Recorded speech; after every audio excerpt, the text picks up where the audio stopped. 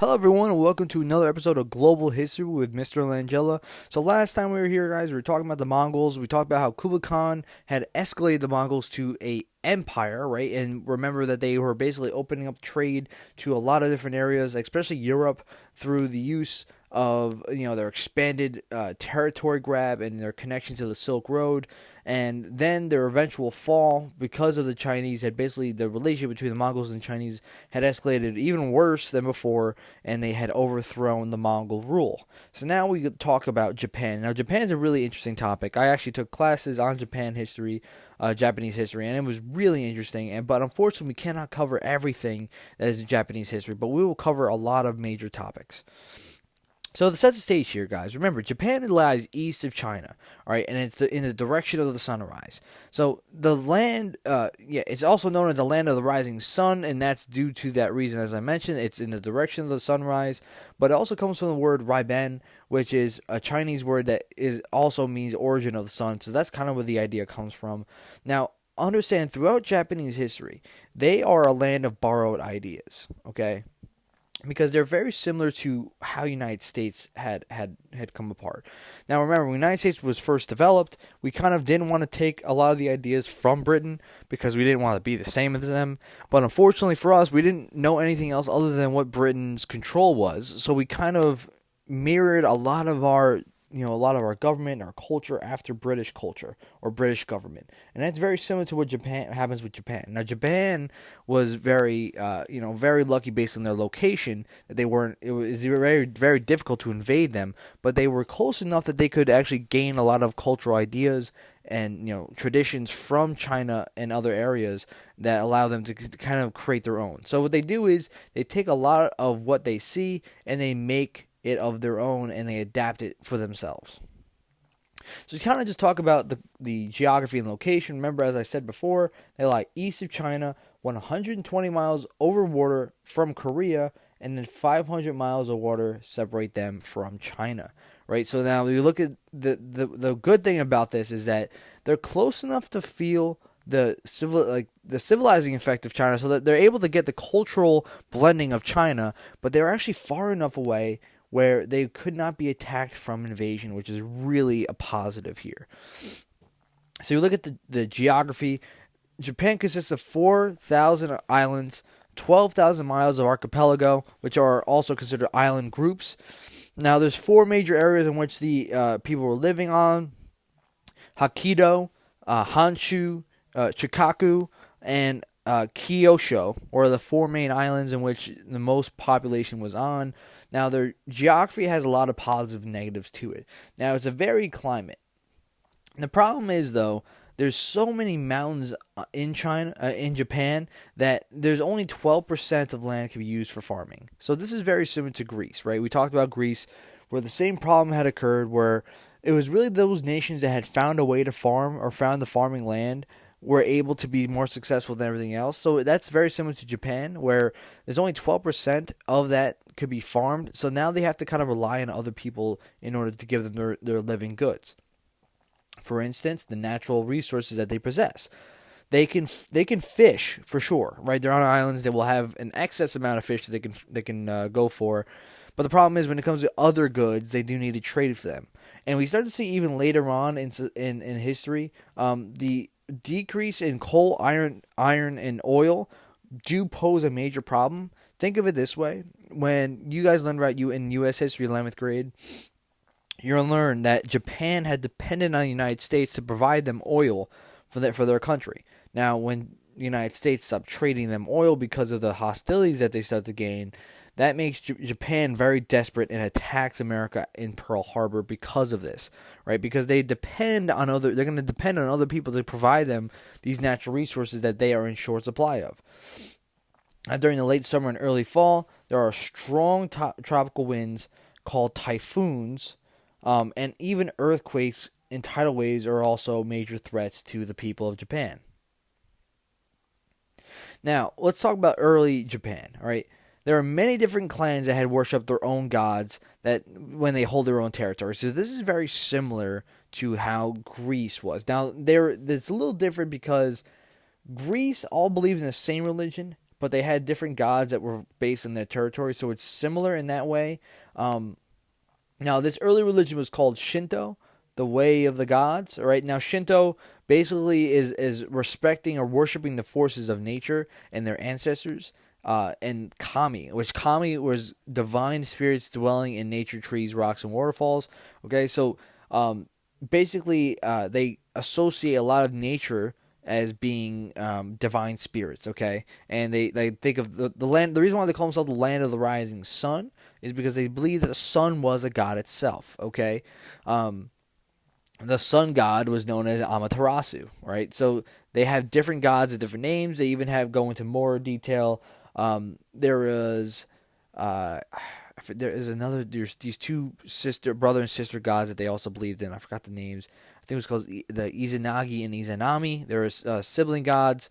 But we're not going to go too deep into that one. Now, the Yamato clan by 400 had taken control. Remember, as I said before, there was different clans, and they're always kind of battling it out with one another for territory. You can consider this a warring time period, a warring states period, I guess, because there wasn't a specific leader. Now, when the Yamato clan had basically taken control, he names himself emperor. He claims that he was descendant of the sun goddess Amaterasu. Now, early emperors in Japan did not have complete control over the country. Now, they were the most powerful clan for sure, and over time they did gain the respect and the power over time, and the people actually did accept the Yamato clan as the emperor, or the leading clan of the nation. Now, what's interesting to understand is that there actually becomes a kind of a dual leadership. Yamato clans lacked the leadership and power to fully dominate of Japan, so they end up being overthrown because of how much they didn't really have a lot of power. But you start to see this dynamic starts to occur in Japan, where when they kind of take away this dynasty, right, they start to have these rival clans start to vie for power. And usually what happens is the winning clan claims the power of the emperor and rules in the emperor's name. Now, what ends up occurring, and we'll talk more about this over time, and I highlighted these two things in red over here, is that they end up having both an emperor who serves as a figurehead and also then a ruling power behind the scenes, which is known as the shogun. All right. Now, this happens because when they divide the power between the emperor just ruling over everyone and the shogun who ends up becoming the military leader, the military leader really has all the power in Japanese culture and society. Okay. So we're going to see this dual dynamics power structure of Japan, and that ends up becoming a lot of their characteristics of Japanese government for the future as well. So as we see that Japan has a lot of other influences over them. So for instance, Buddhism does make its way to Japan because it does make it to China. Whatever happens in China and Korea does show up in Japan as well. So Buddhism does spread widely in Japan and mixes with Shinto practices. So the same ideas of Shinto already, but now it mixes in a lot of Buddhist beliefs. Now the most influential Buddhist converter was Prince Shotoku. All right, Prince Shotoku rules as a regent. So remember, we've seen this before in China and other places where regents where someone takes over the monarchy because they are absent, ill, or too young to rule. Now he sends in 607. He sends first 3 missions to China, and for them to study a lot of the Chinese civilization firsthand. Now, over the next 200 years, they send many groups to learn about different Chinese ways, and what they take from them are basically different practices. They take on the currency, and they obviously take on the writing styles, the art, the everyday ways of living, and even the way that central government was planned out. And they want to try to base it off of Tang rulers. Now, the difference, though, is they do not take on the most important thing of Chinese society, which is the civil service exam. Because they believe that the noble birth, the highest clans, the leaders of the clans, should hold all the power. All right. So, with the eventual decay of the Tang Dynasty, obviously the missions to China do decrease. So, I wanted to show you guys a quick video of Prince Shotoku. So, let's take a look.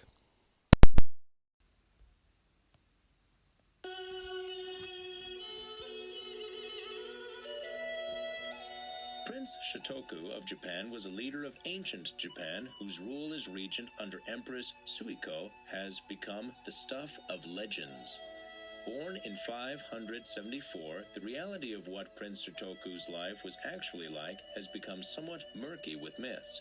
It's said that he spoke when he was only 4 months old and began reading and writing by the time he was 1. And although the stories surrounding how it happened may not be accurate, it is true that Shotoku was introduced to Buddhists as a young boy and he became a devoted follower of the religion. The reign of Prince Shotoku was the beginning of Japan's golden age, when culture, art, and knowledge flourished. He became regent for his aunt, Empress Suiko, at the age of 20, and he particularly encouraged interaction between Japan and its neighbors, China and Korea, because he knew Japan would benefit from exposure to their ways. He brought in teachers from these lands to bring his people their knowledge of medicine, astronomy, geography, and more. He valued educators, and teacher was an important position in his kingdom. Shotoku also built many temples, and his influence helped spread Buddhism throughout China. One of his temples, Horuji, is the oldest wooden Buddhist temple still standing in Japan, but he also valued the traditional Japanese religion of Shinto. He believed both religions could be practiced together, a very enlightened idea for the times. Shotoku is also credited with creating a strong, united Japanese government. Using the Chinese government as his model, he established a constitution detailing how the government should be run. It is sometimes called the 17-Article Constitution, and it laid out many points from the hierarchy of the government to the importance of fair trials. Shotoku highly valued the ideas of Confucius and stressed the importance of high ethical standards in government. He wrote, "Punish that which is evil and encourage that which is good." His Buddhist faith was always clear in the way he stressed peace and honesty. Among his many accomplishments, Shotoku is said to be the first to call Japan Nippon, or the land of the rising sun. He also wrote the first book on Japanese history just a year before he died in 622.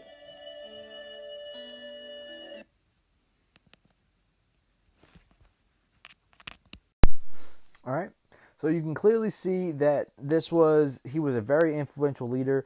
Now he ends up creating the book he mentions. He ends up creating a book that goes over the history of Japan, right? Because before that point, there was never really a history book that Japan can use as their origin. So he creates a book that explains how the goddesses of Shinto had basically created Japan, and they kind of took it as a part of the sun and landed it basically where Japan is currently. So basically saying they're a part of the rising sun itself. All right, so that he kind of creates this book to kind of give them an origin story, basically. All right.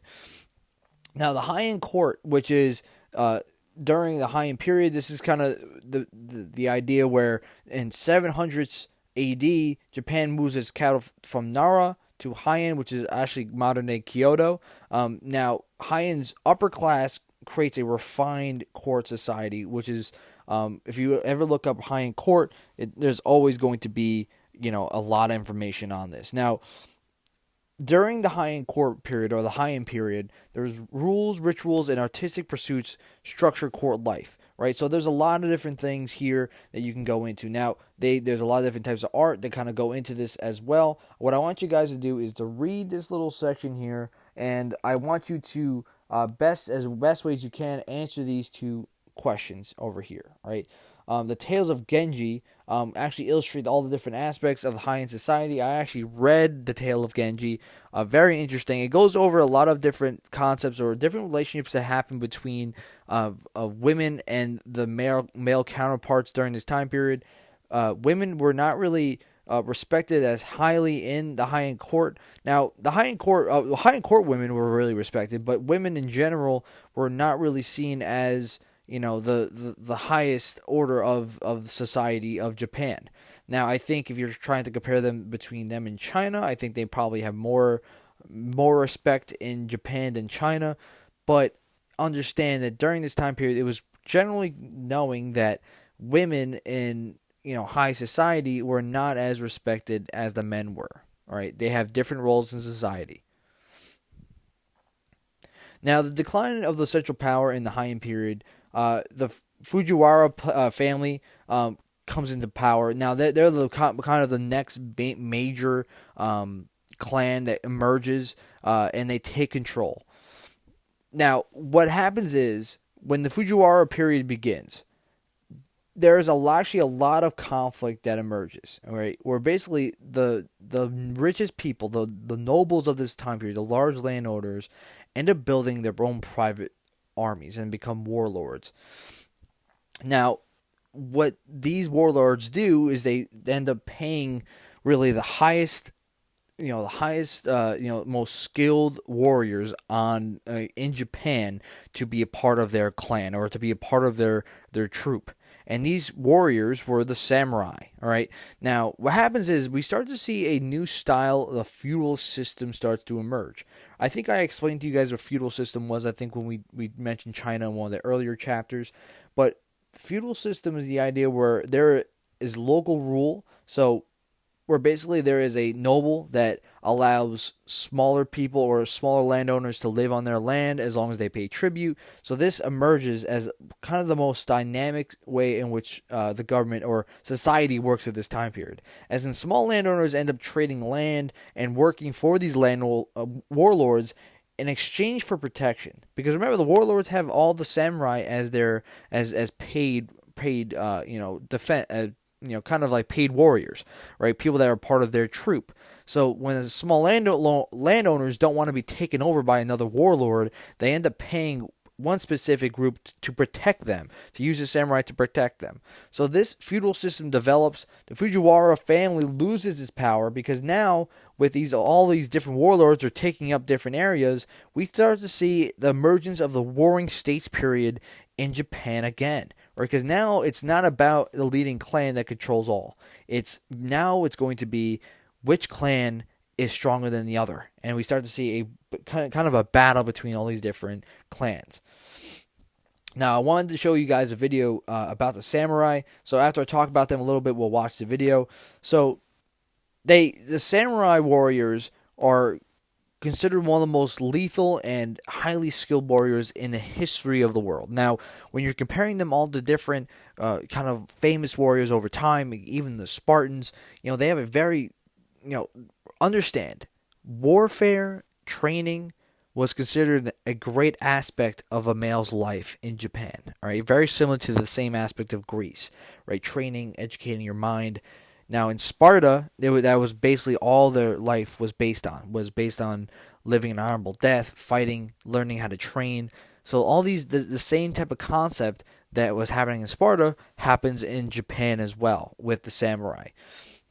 Now, samurai live on an honor code known as Bushido, right? This is very similar if you're going to think of chivalry, because we're going to compare your homework assignment for this video is going to be comparing the westernized knights and samurai and how they're different, how they're similar. But you can definitely make a comparison between Bushido and chivalry when it comes to the westernized knights and how they behave. Now, samurai live on this honor code, and they'd rather live a honorable death, right? Well, they'll rather die fighting than live a long life of basically of running away, right? So they'd rather die honorably than live and not die and not be honorable. All right, so that's really the concept that they live by. Now, samurai were expected to show courage. They were supposed to show reverence for the gods. They were supposed to show fairness and generosity towards those that were weaker than themselves, right? So this all goes all along the sides of chivalry. So let's take a look at the video here.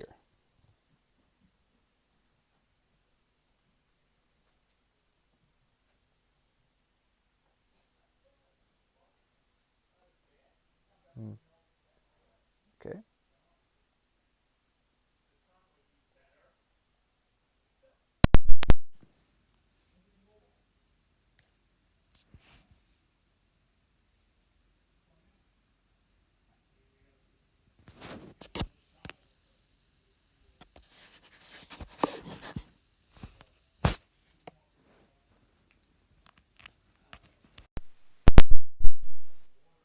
I'm probably just gonna have you guys. I'll give you guys the link. You guys can watch the video yourselves. Apparently, it's not really working on my iPad, so sorry for the inconvenience. All right, so let's take a look at the samurai here. All right, so if you take a deep look at I have this is actually from the textbook. I wanted to give you guys a little bit of visual alongside with some of the things that they kind of are wearing and kind of what their their combat skills are. Now, what I want you guys to do when looking at this photo is to answer these two questions in the space provided here. Okay, so first off, all the samurai they actually have two swords, and the video is actually going to go into some of these concepts. So uh, hopefully, you guys will be able to watch the video and everything. But yeah, I just want to go over some of the things first. So, firstly, samurai have these helmets that protect them to help repel against sword blows. The iron mask that will actually, if you look at the masks themselves, they're usually trying to frighten their opponent. And they also have, like I said before, two swords. They have a long sword known as a katana, right? The katana is the longer sword. And then they have a shorter sword. Now, the short sword is not really used a lot of time for combat itself. The short sword is actually used for conducting the self, of killing oneself due to saving one's honor, right? So that's why they usually don't use the short sword. That usually stays on their possession just in case the worst case scenario. Now they have iron plated armor that's all across their body here. Now these are used to help them protect themselves against these different katanas. And what's important to understand is that the precision of the samurai was actually so deadly that they were able to kind of cut through the parts that were not covered in armor, right? That's really how strong that they really were, all right? Now, the samurai's life depended on their skill set, all right? That's one of the most important things that people have to understand about the samurai is based on how strong you were, how good you were as a warrior, really or set your standard of how high you were on the social ladder. Okay, so make sure you answer these questions. And even in history, there was even a woman samurai as well. But we'll go more into them probably in the video if you take a look at it. All right, so in the late 1100s, the Minamoto family takes control. So this is during the Kamakura shogunate, and we'll talk more about that too. They win control over power and during the Warring States period. And Yoritomo becomes the shogun because Minamoto believes that during this family's period, they picked Yoritomo to become the leader, the military leader, because they believed that he was, the rightful guy to help lead them in. All right, and basically the shogun is a military dictator that rules Japan. So this is the person that leads all the samurai of that clan or that family. Now, the shogun rules from Kamakura, which is basically while the emperor stays in Kyoto. So Kamakura is a different section of Japan, and while emperor stays in Kyoto, stay in the capital. So the whole point of this was the shogun felt that the emperor himself was kind of a nuisance and getting in the way. So kind of forced the emperor to stay in Kyoto and let the shogun himself rule from Kamakura. Now, following tradition, the emperor technically still ruled, right, from Kyoto. However, the real power was based on the shogun, right? The shogun's ability to mobilize the troops, he really held all the power. Now, in the 1200s, are known just as Japanese history as the Kamakuran shogunate. All right, this is really the time where the shoguns had gained full control over the entire Japan. All right, now we start to see really over time, as time progresses on, shoguns actually express more power than what they originally had given to them, and they even express to the point where they show that the emperors become puppets all the way until 1868. All right, so think of that time span from the 1200s to 1868. They basically show over time that the shoguns are gaining more and more power, and the emperors just end up becoming puppets. Right.